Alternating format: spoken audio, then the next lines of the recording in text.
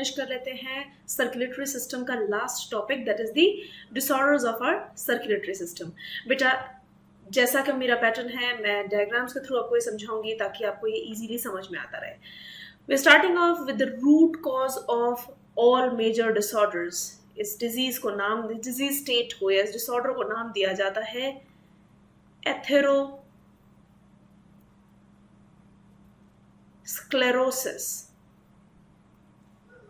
Athero means blood vessels, sclerosis means पत्थर जैसा हो जाना या हार्डनिंग, राइट। सो एग्जैक्टली होता क्या है कि कोई एक ब्लड वेसल है बेटा,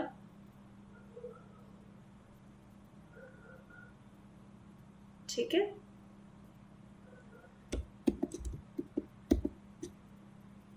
ये हुई अपनी ब्लड वेसल, ये है इसका रास्ता यानी इसका ल्यूमन, ठीक है।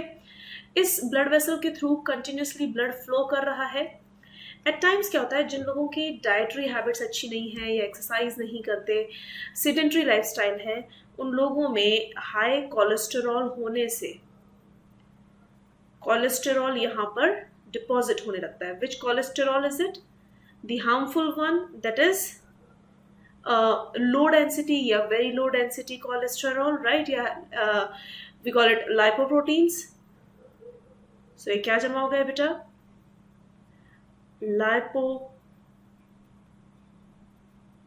प्रोटीन। सिंपल लैंग्वेज में आप बोल सकते हो कि ये हाई कोलेस्टेरॉल की वजह से हुआ है,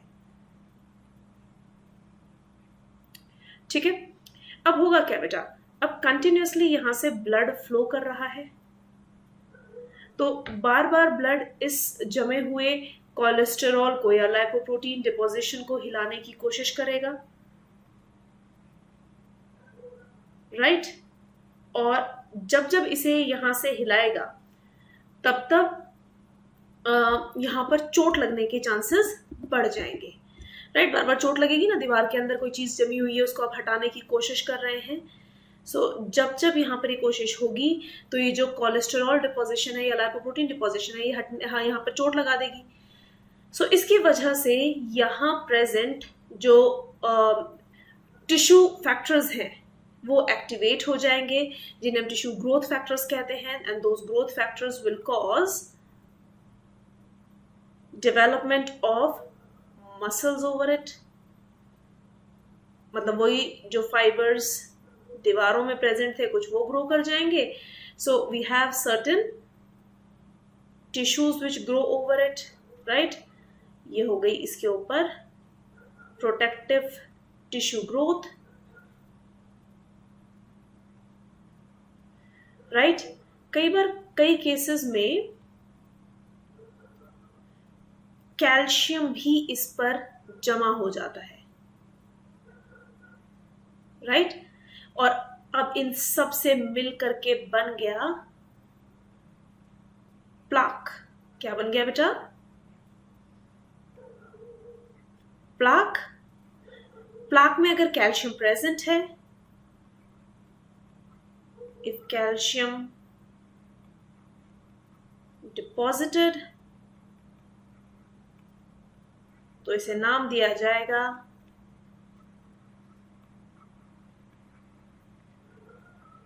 कैल्सिफाइड प्लाक। और भी ज्यादा मुश्किल कंडीशन, हार्ड प्लाक है बेटा, हार्ड डिपॉजिट्स हैं यहां पर। तो अब इन डिपॉजिट्स की वजह से हुआ क्या, ये जो डिपॉजिट्स का जमना है इसी को हमने एथेरोस्क्लेरोसिस बोला था, right. So what is atherosclerosis, पहले इसी को डिफाइन कर लें, जो चीज यहां लिखी है वही है। So what is atherosclerosis? That is narrowing of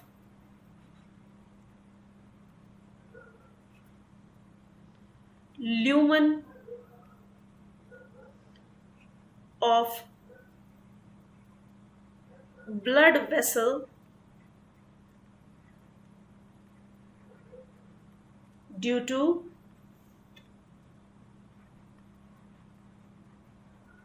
deposition of plaque.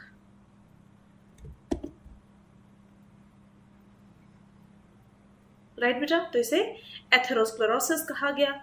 अब इससे क्या होगा, what is the result of it? इसे धीरे धीरे जो बहने वाला ब्लड है उसे रास्ता कम मिलेगा। सबसे पहली चीज समझ में आ गई, एथेरोस्क्लेरोसिस, राइट। इससे क्या होगा, इट रिजल्ट्स इन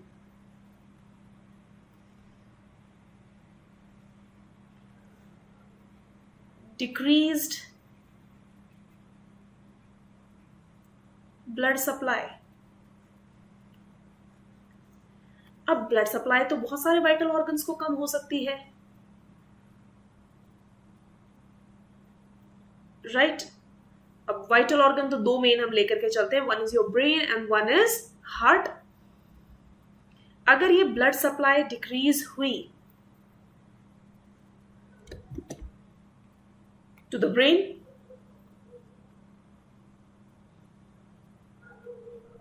तो इससे होगा क्या बेटा, इससे होगी एक और diseased condition. Let's take it the second diseased condition, तो आपके सिलेबस में नहीं है बट जनरली पता होनी चाहिए। इट कॉजेज सेरिब्रल इश्कीमिया, राइट, यानी ब्रेन की ब्लड सप्लाई डिक्रीज हो जाएगी। So that is decreased blood to our brain, and इसकी वजह से होगा थर्ड डिसऑर्डर, जनरल पता होना चाहिए बेटा, इट कॉजेज स्ट्रोक। एनसीईआरटी में लिखा हुआ है हाई ब्लड प्रेशर की वजह से स्ट्रोक भी हो सकता है। तो what stroke is, stroke causes paralysis, brain का एक पार्ट डेड हो जाएगा because of the decrease blood supply to the brain. And if it occurs to the heart muscles, यानी मायोकार्डियम में अगर ऐसा हुआ तो इससे होता है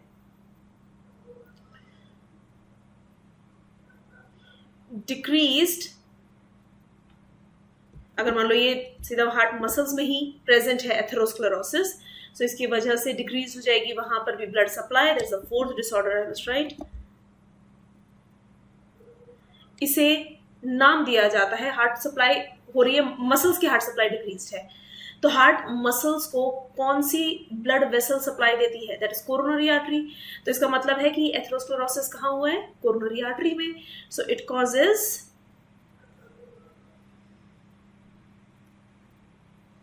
कैड, क्या कॉज करेगा बेटा ये, कैड, जिसे हम बोलते हैं कोरोनरी आर्टरी डिजीज, राइट बेटा। अगर कोरोनरी आर्टरी डिजीज हुई, पहले तो मैं यही बता दूं कोरोनरी आर्टरी डिजीज है क्या। कोरोनरी आर्टरी डिजीज का मतलब है एथेरोस्क्लेरोसिस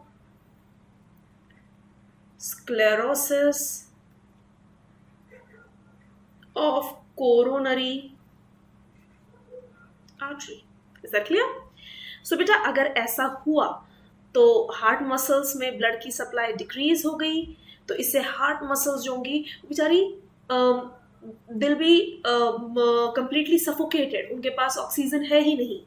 सो इसकी वजह से क्या होगा, इसकी वजह से होगा मायोकार्डियल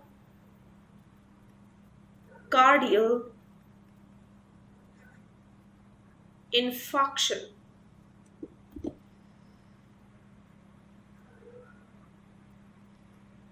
राइट, शॉर्ट में से कह सकते हैं MI। इसे हम एक और नाम से जानते हैं, very famous name, it is called heart attack.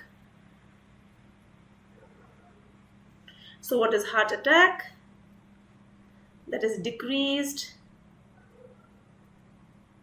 Blood supply, इसकी वजह से इश्कीमिया भी हो जाएगा। तो इसी में एक साथ लिख देते बेटा, क्योंकि आप लोग इश्कीमिया नहीं पढ़ते हो। So O2 supply to the myocardium.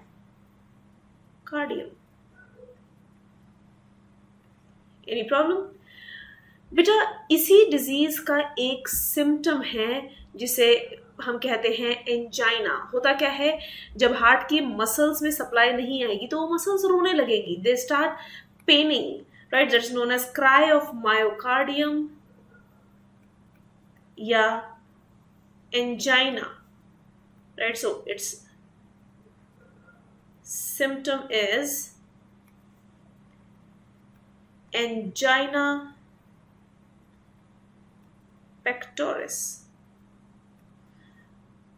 right? So we need to write what is angina pectoris. Angina pectoris is sharp pain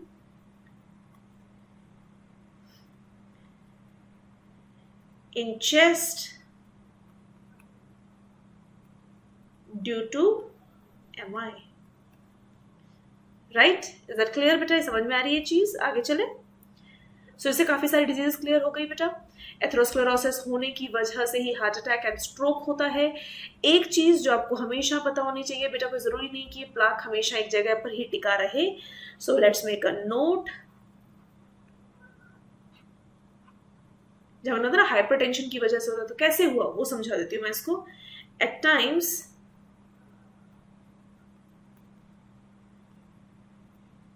the plaque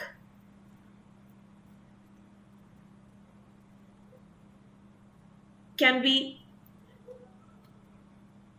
dislodged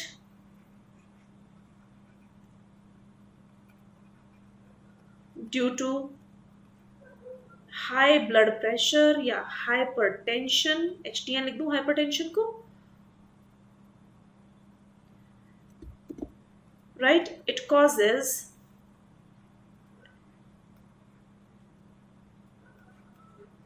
plaque to travel to vital organs। किसी भी vital organ में जा सकता है ये, causing fatal disorders या fatal diseases,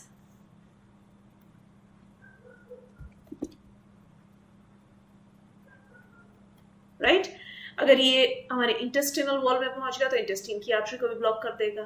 सो eight times intestine का part dead हो जाएगा। सो जिस भी वाइटल ऑर्गन में पहुंचा उस पार्ट को ये नुकसान दे सकता है।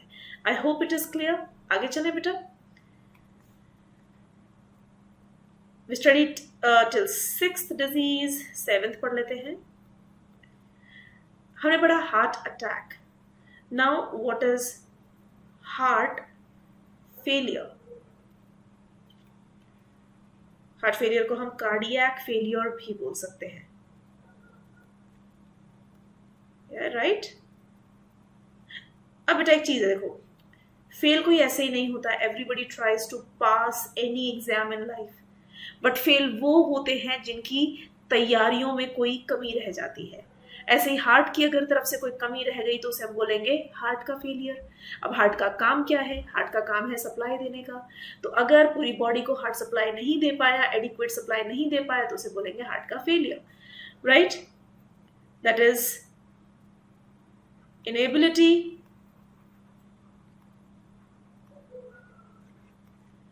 Of heart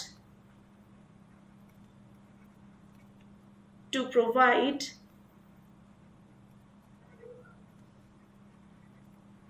adequate blood supply to the body parts or to the body. At times जो प्राइमरी ऑर्गन इससे अफेक्ट होता है वो होता है लंग्स, और लंग्स की के अंदर कंजेशन होने लगेगा। लंग्स ऐसे भरे हुए फील करेंगे, उनमें फ्लूइड एक्यूमुलेशन शुरू हो जाएगा क्योंकि सप्लाई लंग्स तक पहुंच ही नहीं पा रही है।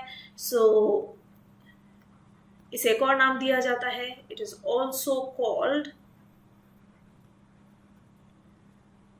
Congestive heart failure, right? Why is it named so? As lungs are congested, right? The next state, 8th one, that is known as the cardiac arrest. जब कोई अरेस्ट हो जाता है तो वो जेल में रहता है, उसके बाद वो बाहर नहीं निकलता, लॉकअप में रहता है। तो ऐसे ही हार्ट का स्टेट, जब हार्ट हिलना डुलना बंद कर दे, that means when heart stops functioning at all, it is called cardiac arrest. There's a state of death. इस कंडीशन में जो हमारा ECG है उसकी लाइन फ्लैट हो जाएगी। बहुत मूवीज में देखा आपने ये। नेक्स्ट वन, ये टर्म कई बार बच्चे मेरे पास लेकर आएंगे, that is called heart block. Heart block का मतलब ये नहीं होता बेटा हार्ट कहीं से ब्लॉक हो गया। That means blockage or failure of a heart's conducting system or any node, तो उसे हम बोलते हैं हार्ट ब्लॉक। जैसे अगर ऐसे नोड ने काम करना बंद कर दिया तो उसे आप क्या बोलोगे बेटा? इफ ऐसे नोड स्टॉप्स फंक्शनिंग, इसे हम बोलते हैं SA नोड ब्लॉक। ऐसी कंडीशन में होगा क्या? एट्रिया कॉन्ट्रैक्ट नहीं करेंगे, एट्रिया कॉन्ट्रैक्ट नहीं करेंगे तो बेटा P वेव एब्सेंट होगी, बाकी सब कुछ चलेगा, राइट। एंड जो हार्ट रेट है वो स्लो हो जाएगा क्योंकि फंक्शन किसके पास आ गया? AV नोड के पास, राइट। तो हार्ट रेट डिक्रीज कर जाएगा बट रिदमिकली वर्क करेगा। बट ऐसी कंडीशन ज्यादा दिन के लिए अच्छी नहीं है ना। If a person wants to be in a good activity so they want their ऐसे नोड टू वर्क वेल, तो ऐसी कंडीशन का ट्रीटमेंट क्या होगा? इसके ट्रीटमेंट के लिए यूज किया जाता है आर्टिफिशियल पेसमेकर, जो कि इम्प्लांट किया जाएगा just above SA node, basically in the wall of thoracic cavity. Right, so with this we are done with the major disorders and their treatments. Blockage के ट्रीटमेंट्स बेटा कई तरीकों से किए जाते हैं। There is angioplasty which is done in which क्या किया जाता है? अगर कहीं पर ब्लॉकेज है, that's not in your syllabus, that's why I am not writing it. अगर कहीं पर ब्लॉकेज है तो वहां पर स्पेशल कैथेटर का यूज करके एक बलून को पास कराया जाता है। वो बलून तब तक पिचका हुआ होता है और जैसे ही वो ब्लॉक के पास पहुंचेगा उसे फुला दिया जाएगा। तो ब्लॉक जो है वो टूट जाता है और उसी कैथेटर के जरिए वहां पर पहुंचाया जाता है एक लूप, जो कि अब क्या है, आपने कहीं पर अगर ब्लॉक तोड़ा तो चोट ही तो लगी है, तो कोशिश क्या होगी शरीर की, लाओ उसको हील करके जल्दी से क्लॉट बना दें। तो करी कराई मेहनत तो खराब है। तो उस क्लॉट को तोड़ते ही वहां पर उस लूप जैसे स्टेंट को प्लेस कर दिया जाता है, जो कि उस ब्लड वेसल को खुला रखेगा, वाइडर रखेगा, ताकि बीच में प्लाक ना बन पाए। तो इस तरीके से एंजियोप्लास्टी करके कोशिश की जाती है कि क्लॉट्स को रिमूव किया जा सके। जहां पर क्लॉट रिमूवल पॉसिबल नहीं है, बहुत सारे क्लॉट्स आ गए रास्ते में, सो ऐसी जगहों पर एक कोई और आर्टरी ग्राफ्ट की जाती है जो कि बाईपास की तरह काम करेगी। यानी अब उस रास्ते से ब्लड को पास नहीं करना जहां पर ब्लॉकेज है, इंस्टेड वो एक बाईपास के जरिए पास कर जाएगा। Right, so these were all the disorders we studied about atherosclerosis, we studied about major ones I am talking about CAD, heart attack, MI, there was heart block, cardiac arrest and cardiac failure. Right, so that was all about the circulatory system. See you in the next class. Bye bye.